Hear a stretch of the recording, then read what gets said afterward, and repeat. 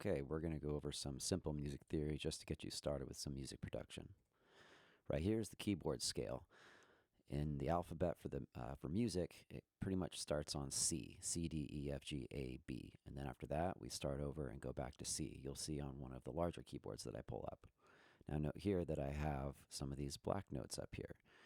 We have this one right here, which is C sharp, sharp indicating the note directly above the C, so C sharp, or it could also be notated as D flat. Now that will depend on the key that you're in, but ignore that for now. That's a little bit more advanced.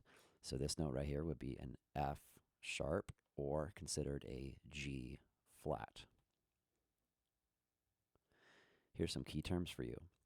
The octave is referring to a doubler having a frequency, essentially a musical interval of 8 diatonic steps or 12 equal half steps. We'll see a visualization of that in just a second.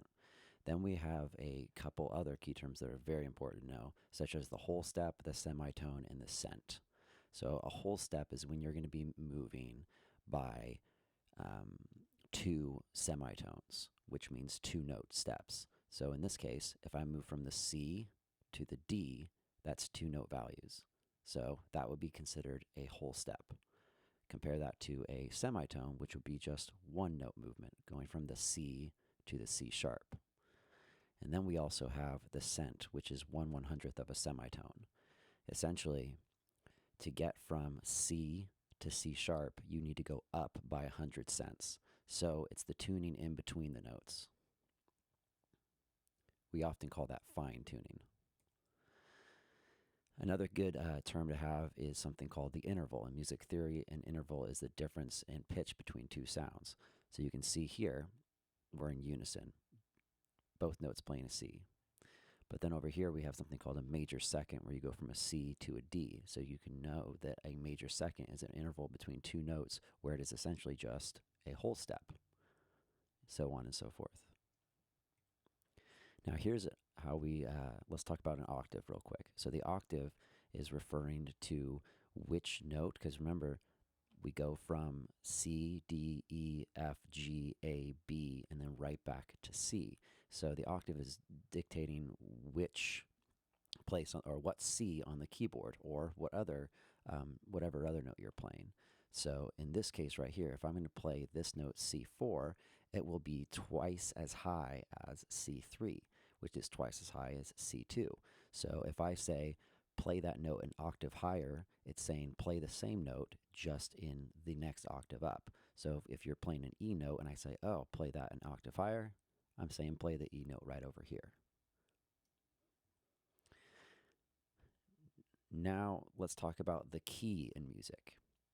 A key in music is essentially just telling you what notes you're allowed to play in the song that you're creating. A lot of different songs will have 2 different keys where they modulate from one key to the other, but let's ignore that for now and just keep it simple and stay in the same key. So if you are in the key of C, that means you're only allowed to play these notes: C, D, E, F, G, A, B, and then of course the rest of them as well, because aren't those all the same? They're just an octave higher. So the C major scale starts on a C and then ends on a C above it. So we're not allowed to play any of the sharps or flats, these black notes over here. If we do that, it might sound kind of funny. We'll listen to that in just a second. So I would advise sticking with the key of C, because you already know what notes you are and aren't allowed to play if you want to stick to keeping it very simple. And it's a lot easier to remember that you're only allowed to play the white notes.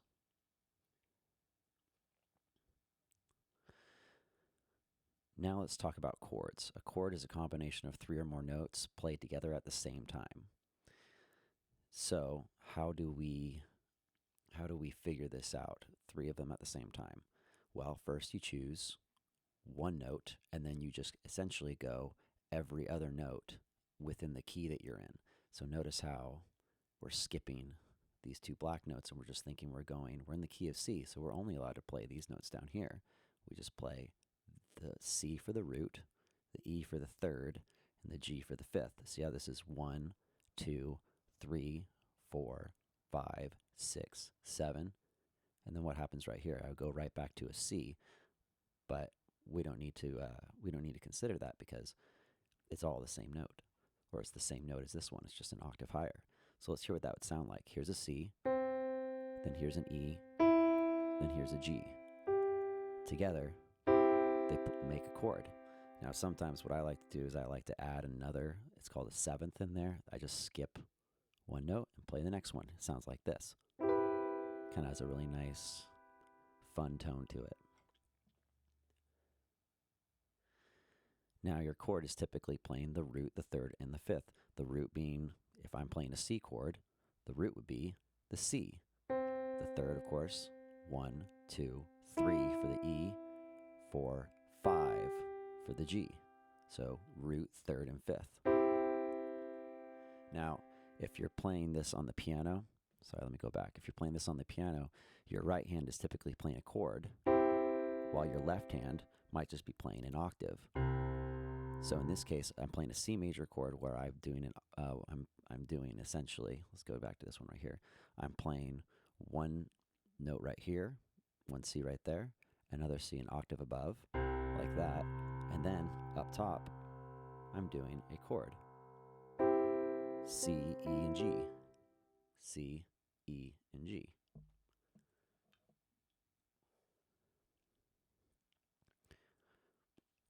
Now we have the difference between the two main types of chords you'll be using, which would be major chords and minor chords. So here's a major chord. Here's our C major chord. See how that can sound happy? But then we have the idea of the minor chord. So a minor chord might sound like this. See how it sounds sad? Now, in each key that we play in, if you want to keep it very simple, you're typically playing only 6 different chords. Because remember, in the key of C, we're only allowed to play the white notes. And how many notes are in the octave, right? C, D, E, F, G, A, and then B, and then C would be right here. It's just an octave higher, so we can just stick to just this one octave we have right here. But we pretty much don't play that 7th value as a chord in pop music. Well, of course we do, but it's just slightly more advanced. So let's just ignore it for now. So in this case, if I want to play a C major chord in the key of C, I just play C, E, and G. Now what's the next note up that I'm allowed to play from C? That would be D. So now here's our D chord. But see how that one sounds sad? That's because it's minor. So that means my C chord is major, my D chord, the next note up, going every other note, not playing the black notes because we're not allowed to play those, right? We're only sticking to the white ones. That's my D minor chord. Then let's move up to what's the next one? C, D, can't play the D sharp or the E flat, right? We have to play the E. Let's play this E chord down here. See how that's sad? Root, third, fifth, E, G, B. So it's an E minor chord. And see how we play? We have the note and then that little tiny M, lowercase m right next to it, that says E minor, D minor, and then A minor, of course. What's up from there? We just go a semitone, or what we also call a half step, up from E to the F. To do the F chord, it's F, A, C, every other note. Notice how that sounds a little happier, so we know it's a major chord. And then, what's up from F? We skip the F sharp. We're not allowed to play that in the key of C. And we go to the G. G, B, and D. Every other note, root, third, and fifth, gives us the G chord when we start on the G. And then what's up from that? G sharp, can't play that. A minor chord. A, C, E, every other note. See how that sounds minor? So these are the 6 chords you're typically allowed to play in the key of C. So using these chords and how they're laid out on the keyboard, you can compose your own music. You may just decide, I'm going to go ahead, I want to start with a C chord. And then let's just throw one other chord in there. How about an E minor? That sounded nice. Now let's throw in an A minor. Okay, now let's throw in a D minor. Oh, interesting. See, you can kind of just choose what you want. You might choose, I'm going to start with an F chord. And then I'm going to go to the D minor chord. Then I'm going to go to the A minor chord. Then I'm going to go to the G chord. So while you can be creative with what you're doing, you can also just plug and play, essentially, just saying, all right, I'm going to try this chord, going to this chord, then going to this chord, then going to this chord. Now, one thing that is worth mentioning is you have the concept of an inversion, and this is just to display that right here. For a C chord, what were we playing? C, E, and G. Root, third, fifth. That's what we were playing before. When it looks like, when it looks like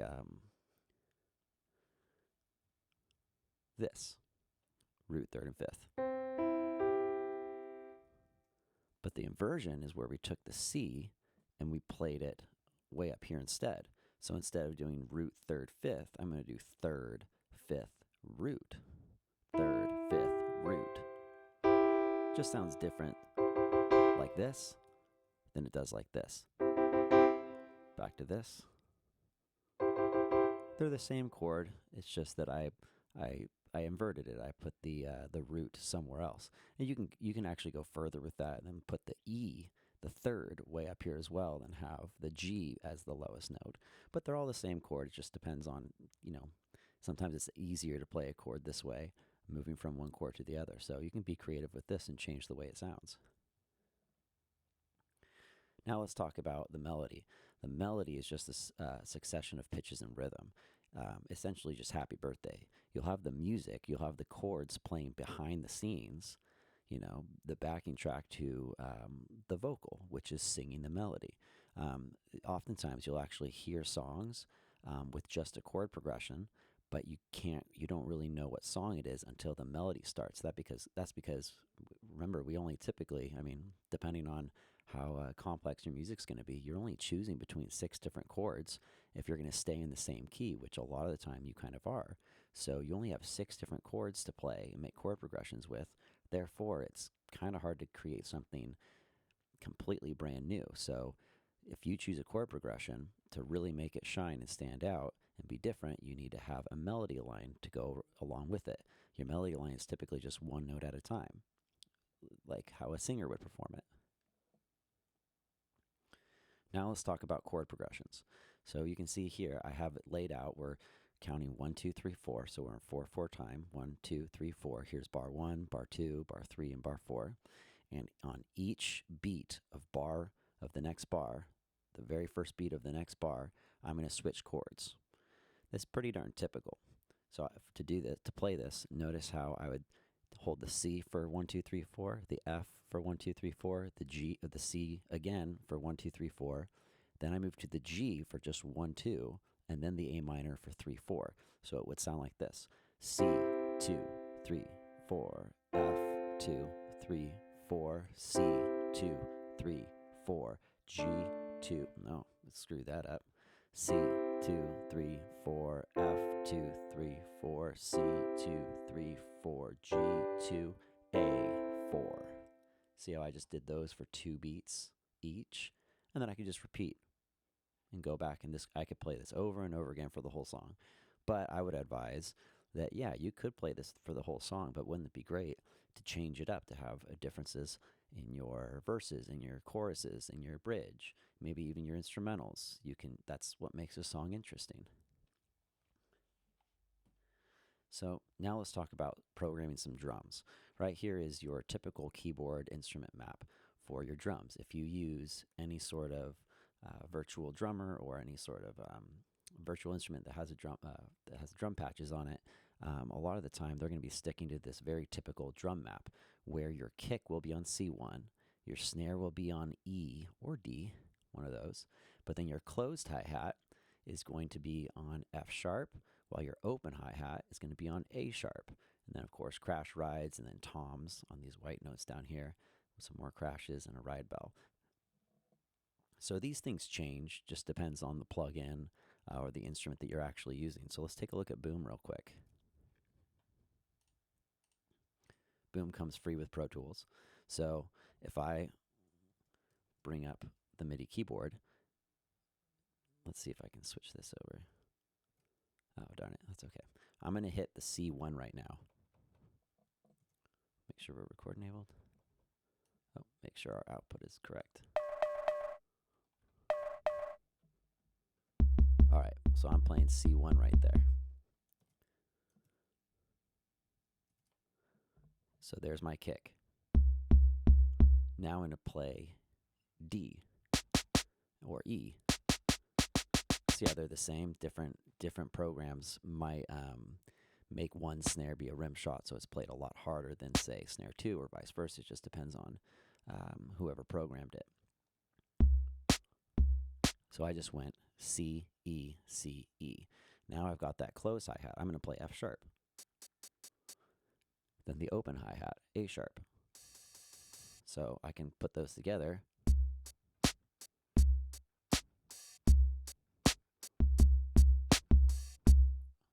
Now I got my toms and such, so I'm going to go from A, that was G, to F. Oh, sorry. A, G, F. So G and F are the same in this patch. Let's see if it changes if we change the patch.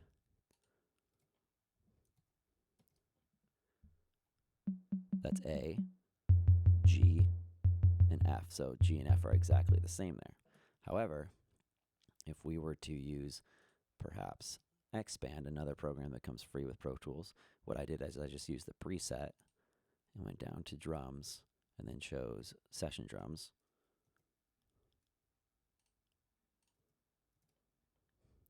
So here's my kick. Oh, look, it's not playing right now. I'm playing the C note, but nothing's happening. Oh, you know what? It's because my output's not correct. There it is. So there's my kick. Here's D for snare. Here's E for snare. See how they sound a little different? D, E. So I could use E, and then when I really want to emphasize something, use D instead. And then we got our closed hi-hat, F sharp, and then our open hi-hat. So now I can create beats like that. Or all my toms, I'll go down the row. So there's F, G, A, B. So just depends on what program you're using and how it's arranged. Here's also just a visual of what each part of the drum set is labeled as. So we have our kick, snare drum, hi-hat. Open means that you allow the two cymbals to kind of jingle against each other, but closed is when you put your foot on the pedal and you tighten it up so that they don't smack against each other as you hit them with the stick. Crash cymbal, our toms, we call this a floor tom, and the ride cymbal is typically on the right side. It's one of the bigger ones. Okay, so good luck with music production. Just remember that all you're trying to do is make sure you pretty much stick within the same key. You want to be in the same key. If you're not in the same key, it starts to sound funny. For example, I'm going to play you a chord progression. I'm going to play in the key of C. So I'm going to play a C chord to an F chord, back to a C chord, back to a G chord. See, all that sounded kind of nice. It all sounded good because that's all those chords are the ones that I showed you that are within the key of C. But now I'm going to play that same chord progression, and then somewhere in there I'm going to throw in another chord that is not within the key. And you'll be able to hear it.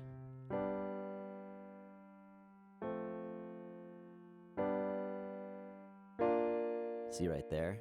Kind of felt funny. Let's do another one.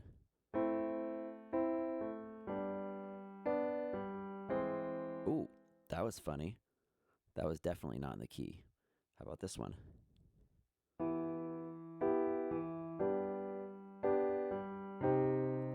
See, I just kind of came out of nowhere. So that's what happens when you get out of or playing chords that aren't within the key that you're in. Which you're allowed to do, just as long as it sounds good, then it's fine. You just have to be careful when you're getting started because you can there's a lot of notes you can accidentally push instead of the notes that are in the key. So use this as a guide to get started.